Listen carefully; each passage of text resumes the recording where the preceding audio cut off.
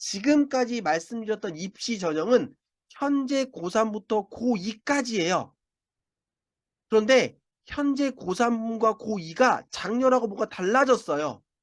뭐가 달라졌냐면 학교생활기록부에 적혀있는 것 중에 대입 반영이 안 되는 게 늘어났어요.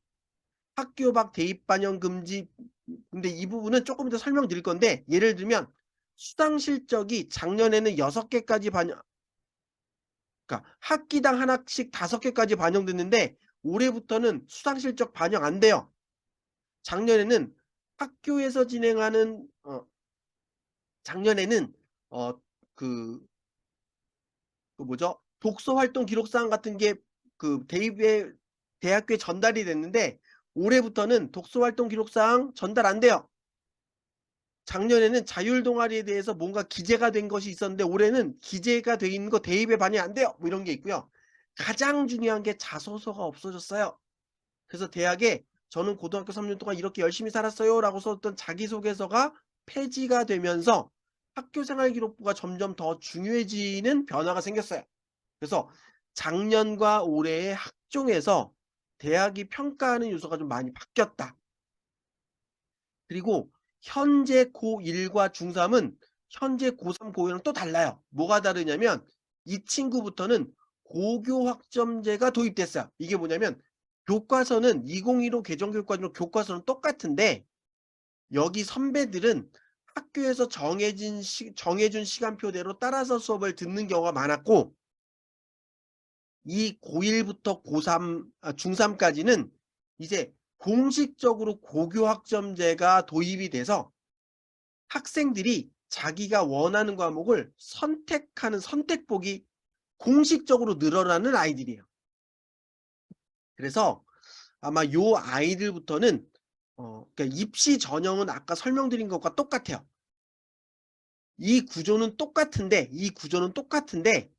개별적인 사항, 예를 들어 내신을 반영하는 과목 수를 어떻게 편성할 거냐, 학생부 종합전형에서 아이들을 평가하는 평가 기준을 어떻게 바꿀 거냐, 요런 디테일이 고교 학점제에 맞춰서 변화될 가능성이 일부 있어요. 그래서 요 아이들은 각 대학의 입시 요강이 어떻게 바뀌는지 좀 볼 필요가 있고요. 현재 중2부터는 교과서가 바뀌어요. 2022 개정교육과정이 반영한 교과서로 완전히 교과서 시스템이 싹 바뀌어요. 그리고 고등학교 내신 평가 기준이 바뀌어요. 아까 말씀드렸죠. 고교 학점제가 완전 도입되는 중2부터 1학년 때 배우는 공통 과목은 상대평가, 2, 3학년 때 배우는 모든 과목은 다 절대평가.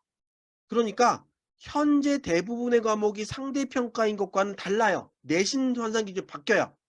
자, 그리고 야, 교과서도 바뀌었지, 고교 학점제도 도입됐지, 내신 체계도 바뀌었지. 자, 그러면 이참에 입시제를 싹 바꾸자, 이런 얘기가 있어요.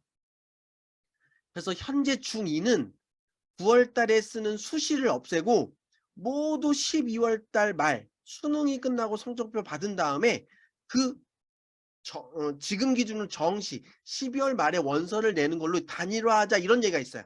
그래서 뭐 지금처럼 똑같이 한다면 9장의 원서를 낼 수 있거나 아니면 뭐 6장을 내거나 이런, 그러니까 원서를 쓸 수 있는 개수와 학생을 선발하는 방법이 학종이냐 교과냐 논술이냐 뭐 수능이 주제냐 이건 다 유지하더라도 원서 내는 걸 9월과 12월로 나눠서 내는 걸 모두 12월로 하자, 뭐 이런 이야기도 나오고요.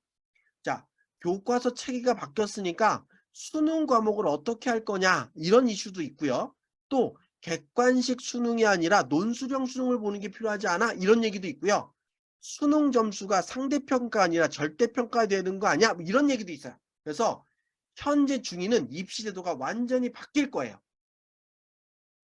그렇지만 지금의 흐름을 알고 바뀌는 게 뭐가 바뀌었는지 이해하는 게 매우 중요하다. 자, 그래서 지금 이 교육을 받고 계시는 부모님의 자녀의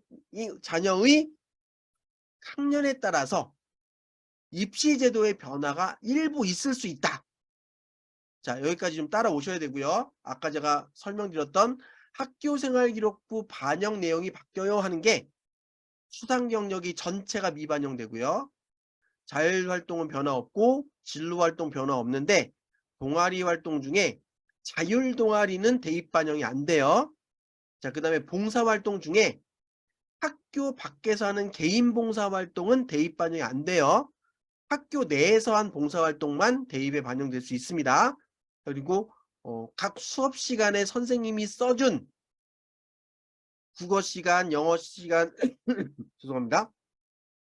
사회 시간, 과학 시간 선생님이 우리 아이들에게 써준 그 내용은 반영이 되는데 영재 학급과 관련된 내용들은 반영이 안 돼요. 독서활동 기록사항 반영이 안 돼요.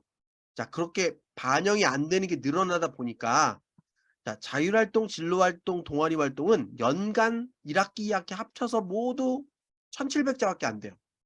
그런데 교과학습 발달사항, 즉 수업 가리킨 과목 선생님이 써준 거는 과목당 500자예요. 그럼 보통 한 학기에 10과목 정도 듣거든요. 그럼 10과목씩 5개 학기를 듣잖아요. 그럼 총 50개에 맞나요? 50개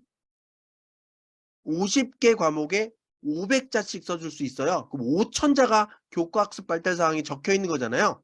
그래서 이 교과학습 발달사항이 학생부 평가에서 굉장히 중요하다고 하는 게 가장 많은 글자 수를 담고 있기 때문에 그래요. 그래서 요런 것들을 잘 관리할 필요가 있다. 그럼 그런 걸 잘 관리하려면 어떻게 돼요? 학교 수업 시간에 집중해서 듣고 학교 수업 시간에 진행되는 활동에 적극적으로 참여하고 자신의 능력을 보여주기 위한 많은 노력을 해야 된다. 이렇게 이해할 수도 있는 거잖아요. 무슨 얘기인지 이해되시죠?